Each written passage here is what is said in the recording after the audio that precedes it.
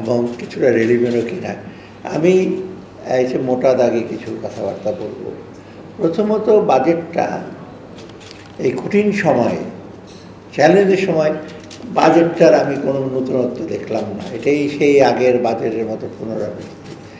এই বাজেটে মনে হচ্ছে যে আগের বাজেটের মতো একটু এই মুসলিম চৌধুরী আছেন এইদিকে যোগ বিয়োগ করে করেন। এবং আমি তো 4 বছর ছিলাম, প্রথমে ঠিক করে ব্যয় কত হবে সরকারের, ব্যয় করার পরে ঠিক করার পর তারপরে রাজস্ব কর কত হবে, ইম্পোর্ট ডিউটি কত হবে। এইখানে বাজেটটা ছোট করেছে, ছোট মানে বড় করেনি, কিন্তু ব্যয় সাশ্রয়ী বা ব্যয় কমার মনে হয় না। এত বড় একটা বাজেট দেখি তো, ডেফিসিট দেখলে তো বোঝা যায়। ডেফিসিট বলে 4.5 কাজ, কিন্তু ডেফিসিট তো বেড়েছে। সবচেয়ে ইন্টারেস্টিং হলো ডেফিসিটটা আবার পূরণ করবে ধার দেনা নিয়ে, ব্যাংকিং সেক্টর নিয়ে থেকে, বাইরে থেকে। আর বিরাট একটা এডিপি নিয়েছে 2,65,000 কোটি টাকা। তার মধ্যে 1200-1300 প্রজেক্ট, অপ্রয়োজনীয় অনেক প্রজেক্ট। 5 বছরটা 10 বছর শেষ হবে। কিছু কিছু প্রজেক্টের কোনো লাভ হবে না, মানে উৎপাদন বা কিছুতে মানুষের জীবনে কোনো লাভ হবে না।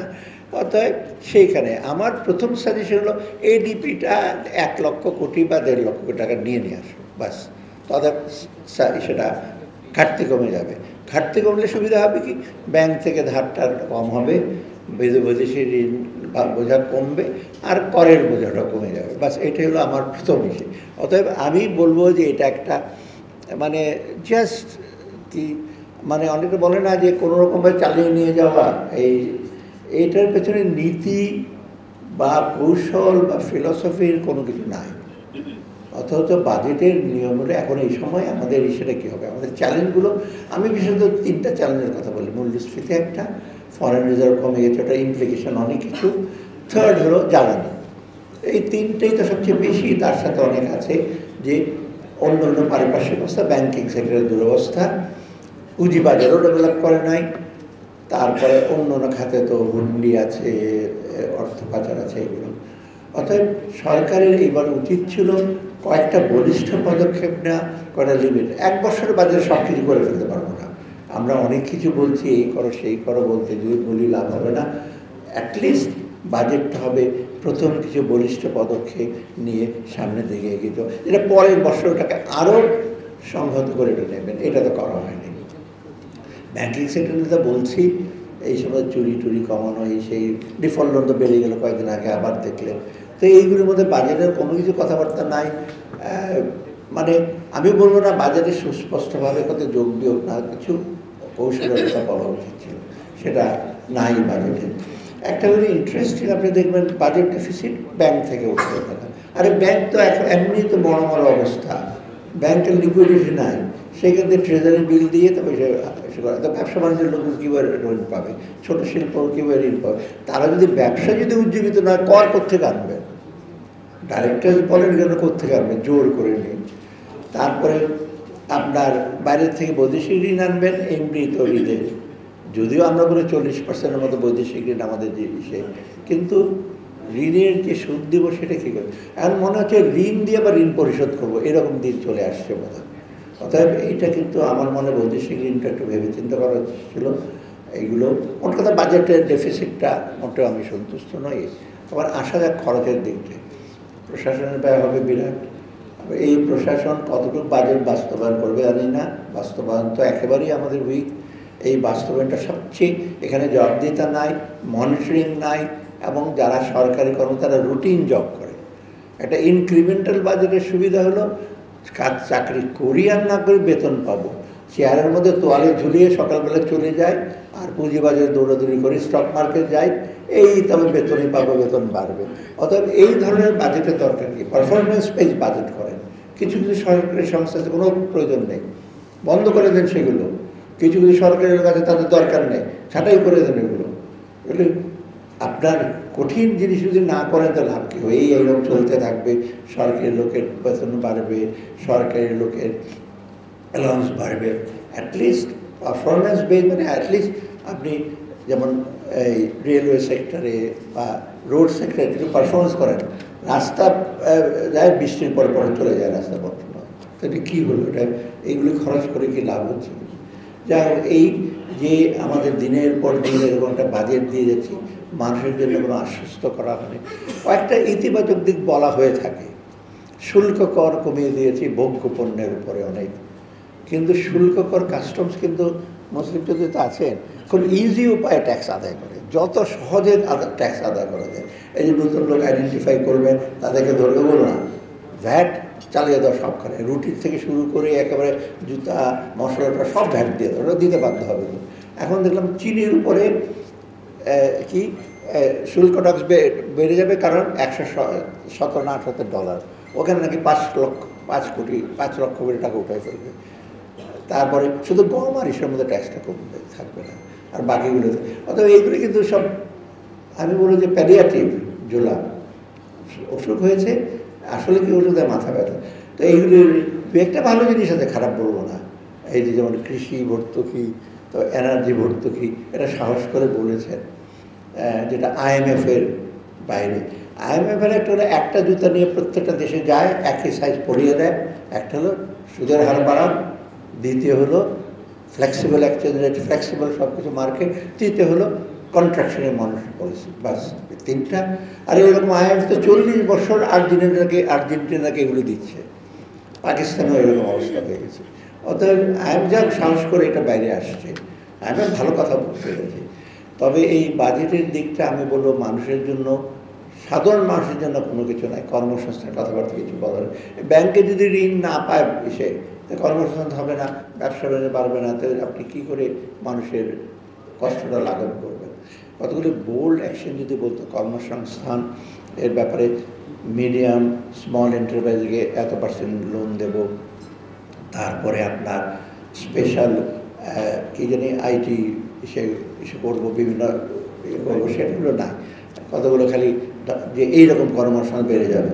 আর মূল্যস্ফীতির কথাও নাই বললাম, মূল্যস্ফীতি প্রায় 45-50% তো খাদ্য। তা খাদ্য কীভাবে কমবে?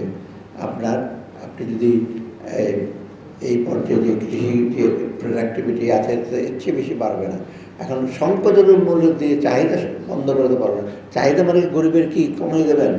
একটা মাছ কিন্তু খাদ্য, মাছ থাকলে ডাল ভাত খাও, তখন তাদের চাহিদা কি আরও কমাবেন নাকি? আপনি সরবরাহ জানাতে এসে করেন, সরবরাহটা কীভাবে বাড়াবেন, আর মার্কেটটা মনিটর করেন। জিনিসপত্র পাওয়া যায় না, আছে কিন্তু বাজারে আসছে না। এটা তো ওদের খাদ্য মন্ত্রণালয়, কমার্স মিনিস্ট্রি, NBR কি চিঠি চালাচালি করে, বলে NBR-কে বলে ওই যে হোয়ার দ্য বাক stops it doesn't stop anywhere. মোট কথা চালাচালির মধ্যেই চলে যায়। একটা এক্সাম্পল দিয়ে একটা চালাচালির গল্প। আমি কিছুদিন আগে চিটাগাং গেছিলাম, চিটাগাং মেডিকেল মেশিন নাই, কতগুলো MRI মেশিন নাই। ক্যান্সার হাসপাতালে আমার এখানে আছে, ক্যান্সার হাসপাতালে মেশিন নাই। তো জিজ্ঞেস করা হলো, আমরা স্বাস্থ্য মন্ত্রণালয় লিখেছি। আরে বাবা, ওই হাসপাতালের ডাক্তার লিখেইছে, আর স্বাস্থ্য মন্ত্রণালয় আমরা পেয়েছি, চিঠি পেয়েছি, আমরা দেখি লোক মরে যাচ্ছে, আমরা পেয়েছি, টাকা পয়সা আছে, কিন্তু এখানে সরকারকে আমি দোষ দেবো না, এটাতে সরকার। অর্থাৎ সব জায়গায় একই অবস্থা। হেলথ ডাইরেক্টরেট বলেন, এসে ডাইরেক্টর বলেন, এইরকম চললে তো যেখানে জবাব দিতে নাই সেখানে মনিটরিং নেই। এইরকম বাজেট বা এইরকম হিসেবে আপনি কী করবেন? অর্থাৎ সার্বিকভাবে আমার মনে হয় না, যদি বাজেটে একটা সেকে যদি আপনি একটা খুব সিম্পল এক্সাম্পল, একটা গরুকে যদি কন্ট্রোল করতে লেজ নিয়ে টানাটানি করতে পারবে, এই যে কোরবানির সময় গরু আনবেন, লেজ ধরে আনবেন নাকি? আপনার শক্ত করে ধরেন সমস্যাটাকে, মাথার গলা চেপে ধরেন লোকজনকে, যারা সে এই কঠিন অবস্থা না হলে লাভ নাই, এই টিঙ্কারিং করলে লাভ হবে না। এখন সময় আসছে বোর্ড, আর সরকারের তো প্রথম বছর মাত্র, তাই না? এটা সাহসী হতে হবে, তো আরও তো 4 বছর বাকি আছে, অসুবিধা কি সাহসী হতে? কিন্তু এইরকম করতে থাকবেন। আমি আরেকটা বলে শেষ করি যে পলিসিগত অনেক ভুল, কিন্তু আমাদের পলিসিগত।